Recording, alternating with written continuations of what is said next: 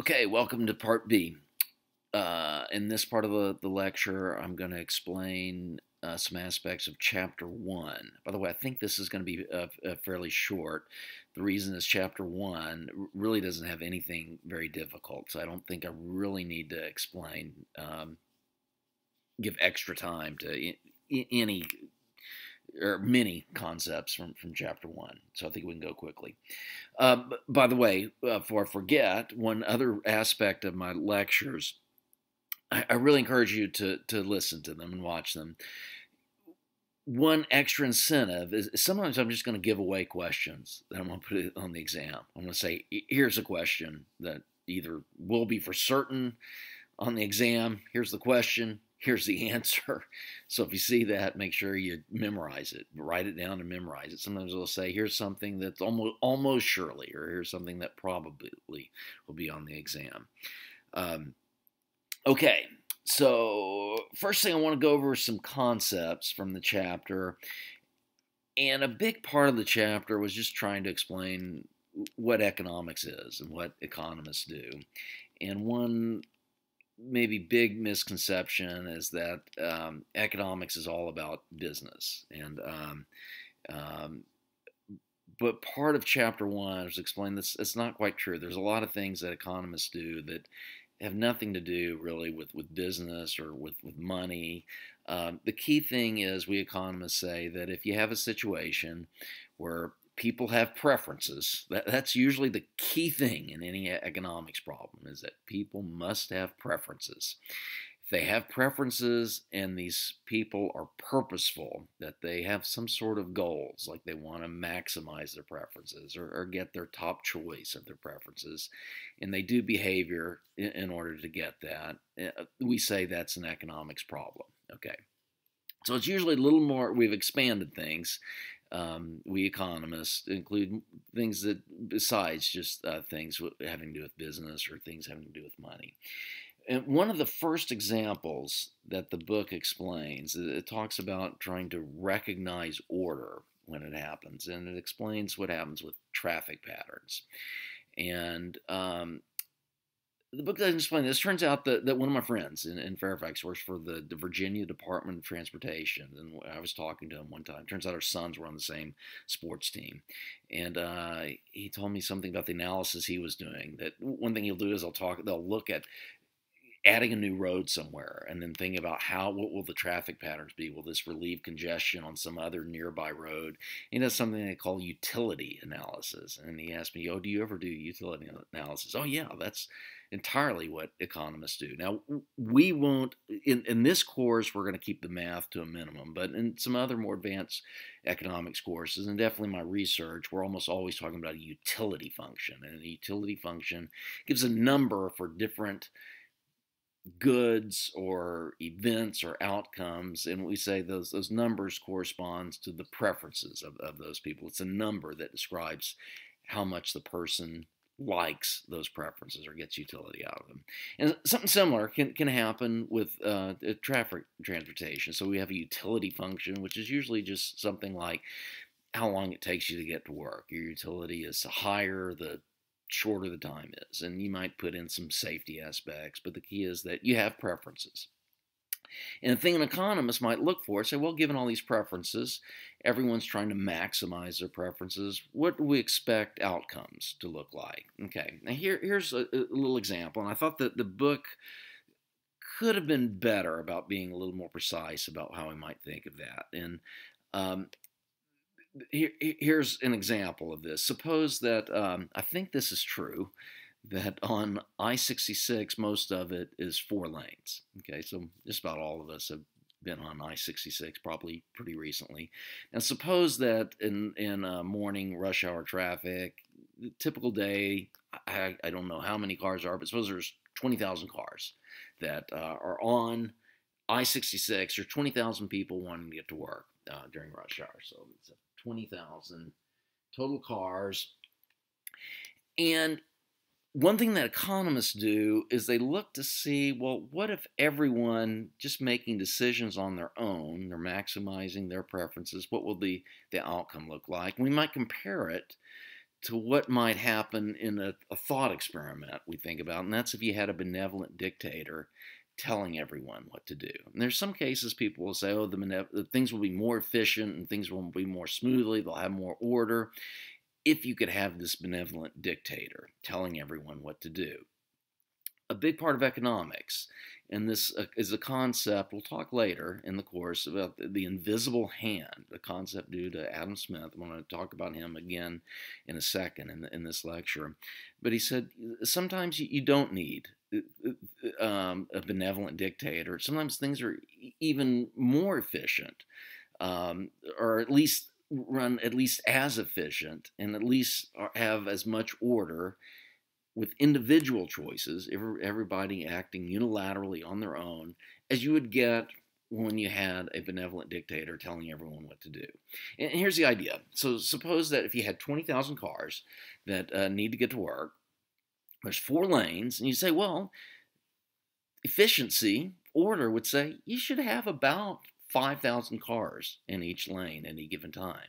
If you had something else, if you had 10,000 in the first lane, 10,000 in the second, that wouldn't be very efficient because there'd be 2 lanes with no cars in them at all, and you'd have much less congestion if you could take some of those cars from the first 2 lanes, put them in the third and fourth lane. Okay, that's a typical problem we might look at. Now, if you had a benevolent dictator, he might like to instruct all those drivers. First 5,000, hey, you, first 5,000, you drive in this lane. You, second 5,000, you drive in this lane, and so on. Third, next 5,000, you drive in that lane. Next 5,000, you drive in that lane.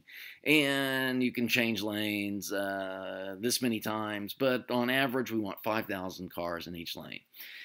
Now, on the other hand, if you didn't have a benevolent dictator, you just had everyone acting on their own, maybe some rules, you can't drive too erratically, you have to obey the speed limit, you have these small rules, but other than that, you're free to do what you want. You drive however you want, get to work on time. You would expect, with just everyone acting on their own, you'd get about 5,000 cars in each lane. You'd get about the same outcome. You'd get the same order as if you had a benevolent dictator. And the idea is that, as I said earlier, if you had 10,000 in this lane, 10,000 in that lane, there'd be lots of people in these 2 lanes would say, oh my gosh, look at those other 2 lanes, the third and fourth lane.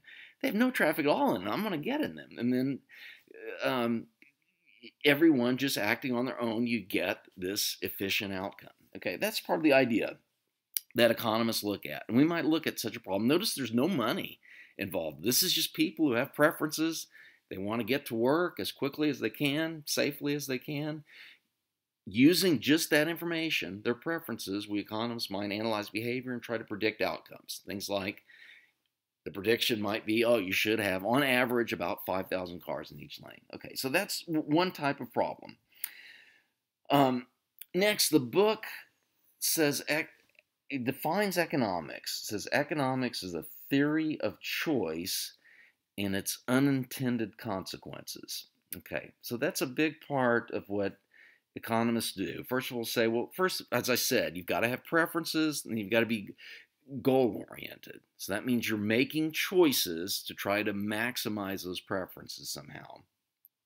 Now, one thing an economist will do is when you analyze everyone making these choices, sometimes you don't see down the road. What are some things that happen? Some things will be obvious, but then some things it takes a little bit of practice at economic thinking to see, oh, here's some other thing, these second and third order effects, once you start thinking down the road, of what we should expect. And people who don't study economics aren't practiced at thinking that way, and there'll often be what we call unintended consequences, that things that normal people don't think about, but economists do. And we'll discuss a lot of those during the course of this class.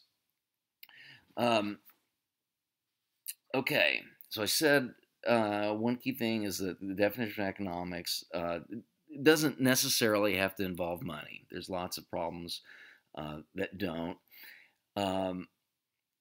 Usually, I said the key thing is we have preferences, but sometimes we'll add things like, well, we need to, all the people need to have, we need to know what information people have. Well, I'll talk more about particular problems where we discuss that. And the other thing we'll say, we need to know the rules of the game. So those are the key ingredients. You have preferences, every person, those people are purposeful. Second, we might need to know the information that everyone has. Third, we might need to know the rules of the game. So let me give you a quick example of such a problem.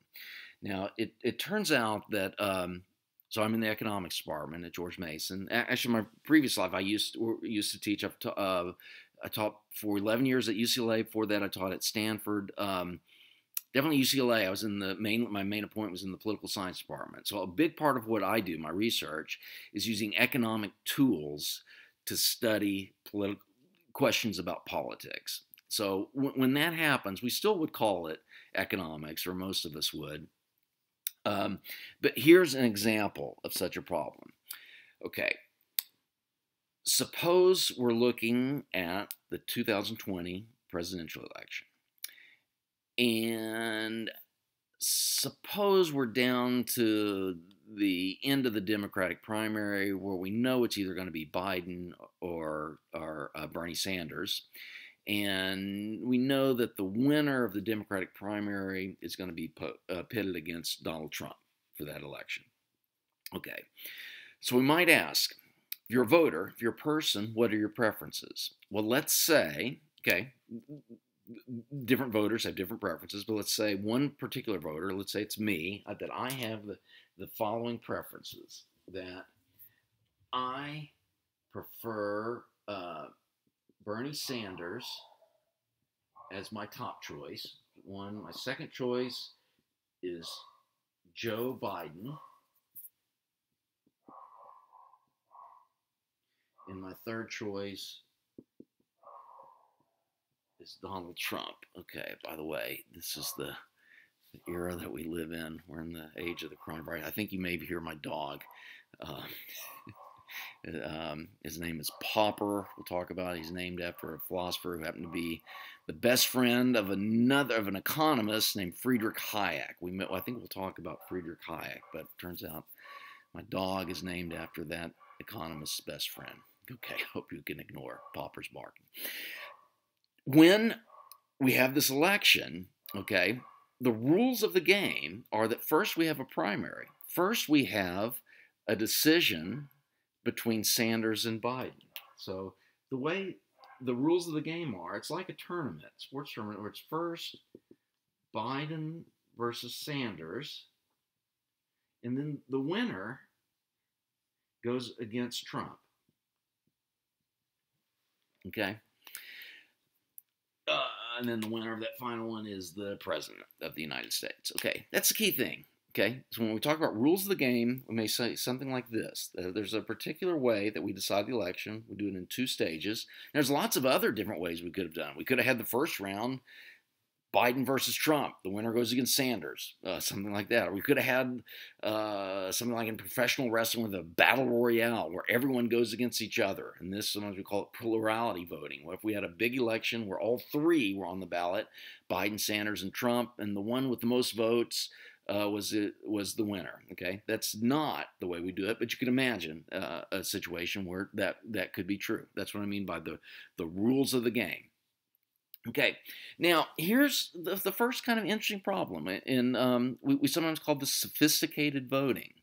It suppose that I knew, and we'll talk about this has to do something with the information that voters have. Now let's suppose that it were true, and let's suppose that everyone has this information, or at least I do as a voter, that I know, even though Bernie Sanders is my favorite choice, suppose I happen to know that if Sanders wins and he goes against Trump in the general election, suppose I knew that Trump would beat Bernie Sanders. That was, I happen to know that the moderate voters just wouldn't like the socialist candidate, and therefore they would vote for Trump. But meanwhile, if Biden won, suppose moderate voters actually would prefer Biden over Trump, so Biden would beat Trump. Okay, so if that's my information, if Sanders wins, he's going to lose to Trump, but if Biden wins the first round, he's going to defeat Trump. So even though my top choice is Bernie Sanders, here are my preferences.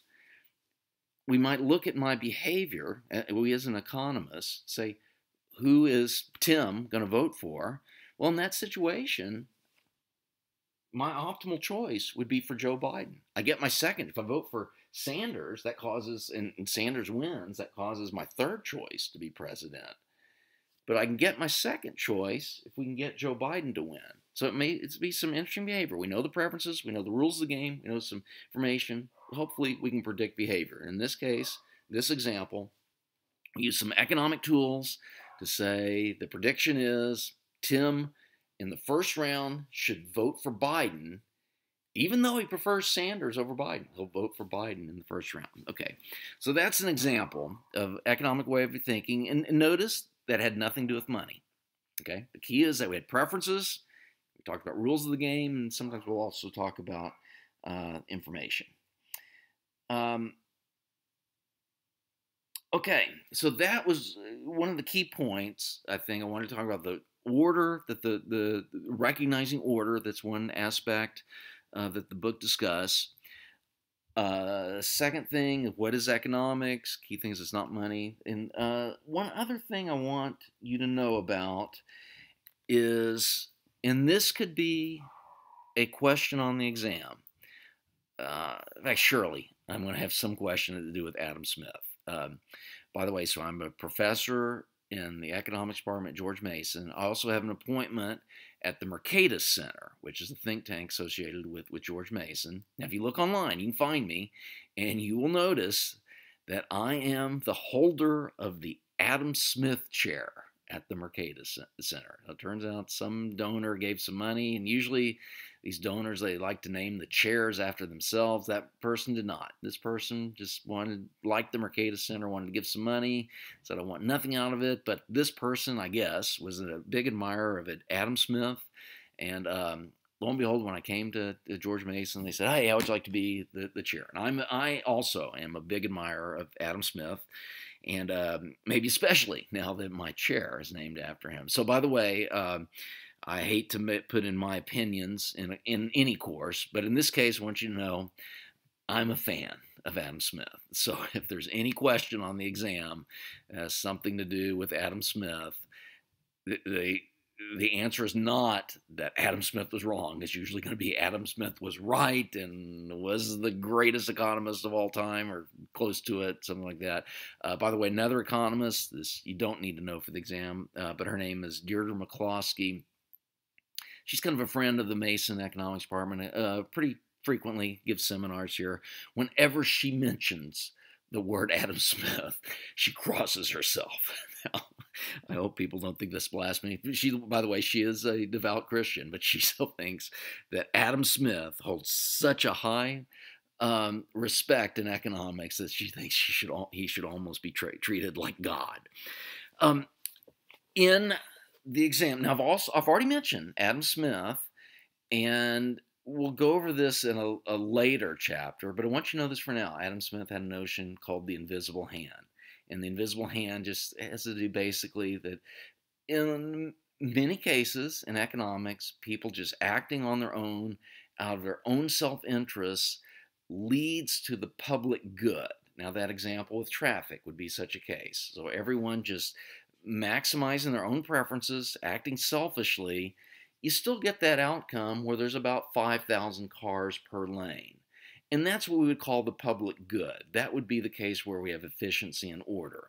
Something like 10,000 in lane 1 and 2 and 0 in the other two. That would not be. But we have everyone acting selfishly gets us to that efficiency case. Okay, that's the idea behind the invisible hand. Okay, so that's point one. You should memorize that. Invisible hand. Who described it? Adam Smith. By the way, while I'm talking about another thing you should know, when did Adam Smith write? Now, he has two major books. One's called The Theory of Moral Sentiments. We won't talk about that for this course, but the main one he wrote was called Inquiry into the Nature and Causes of the Wealth of Nations. And just about always people just shorten that title to Wealth of Nations. So I want you to know that. Adam Smith wrote The Wealth of Nations. And a lot of people say that's the first book ever in economics. Most people call Adam Smith the father of economics. When did he write? Okay, hopefully you remember this. The Wealth of Nations was first published, and there's been something like 20 editions. This is publishing. You can get it so cheap on Amazon because the copyrights ran out. But the first edition was written in 1776. So that's an important fact to remember. Two key documents, in my view, maybe two of the most important documents in the history of humankind. This, the Declaration of Independence, what helped make America a nation, and The Wealth of Nations. Both were written in 1776. So as I tell my kids, tell my students, I don't ask you to memorize many things, but that's one date. Everyone should memorize. 1776. You should have known it. That Declaration of Independence was written in. But you also know it happens to be the same day, same year that Wealth of Nations was written. Okay, in your book, there is a passage, and here, let me show you. Okay, so if you do a pause on your screen, you can see it, or just look it up in your own textbook. Okay, Smith says, it is but a very small part of a man's wants which the produce of his own labor can supply. He supplies the far greater part of them by exchanging that surplus part of the produce of his own labor, which is over and above his own consumption, for such parts of the produce of other men's labor as he has occasion for. Every man thus lives by exchanging, or becomes in some measure a merchant, and the society itself grows to be what is properly called a commercial society. Okay, that's, I don't know, in the 1700s they wrote so obtusely. What he basically means is the following, is that 20,000 years ago, or hunter-gatherers just beginning agriculture, everything a man or a woman produced, he or she consumed what he produced. That's not true now. Even farmers today, probably even if you're a farmer, something like 99% of what you produce, you sell to others. You only, at most, you'll consume like 1% of the things you produce. That's true just about any occupation. So a teacher, of course, I can't teach myself. So the zero part of my labor is I'm consuming myself. But any other thing, so a carpenter, usually less than 1% of what he or she makes, he's using it for his own consumption. The rest he's selling. So that's how we're different from 20,000 years ago. We're selling things, okay? And what it means also is that we have a division of labor. So it used to be everyone was a farmer or a hunter-gatherer, hunter. You did everything. You made your own clothes, you grew your own food. Now we don't do that. We have some people who grow the food, other people who make the clothes, other people who do the carpentry, and so on. So each one specializes, and we have we divide up into different tasks. We have a division of labor, and that's a concept that Adam Smith talked about. So I want you all to understand that. And if I put that passage on the exam, I want you to be able to recognize that this was by Adam Smith. Okay, so there's a potential question. Start, make a note of that. That could be a question on the exam. Also, notice about division of labor. That's a concept that Adam Smith talked about. Okay, that could be a question. Okay, I think I'm going to end part B right there. So that's my discussion of what I think are the most interesting, difficult parts of Chapter 1. By the way, I think Chapter 2 gets a little bit harder, including it's going to have concept of the law of comparative advantage. I think that's one of the most important concepts of all time in economics, and it's also one of the most difficult to understand. So I'm going to spend a lot on that explaining, but that'll be next week or next session. So for the most part, Chapter 1's a little bit different. It wasn't that hard. I didn't spend that much time discussing many of the concepts. So I'm going to end right there. Next thing, so this was video lecture.b.c. I'm going to talk about some of the homework problems. Now, in a sense, these homework problems that I'm going to discuss, those are optional. Okay, so by the way, you don't have to turn in any homework, as I mentioned in part A. Um, you really don't even have to listen to my lecture of that, but I highly encourage you to do so. There's a good chance I may use some of the problems that I discuss in these lectures. I may put them on the exam. Okay, so you don't have to, but I highly encourage you to, as I end here, click on part C. Okay, see you there.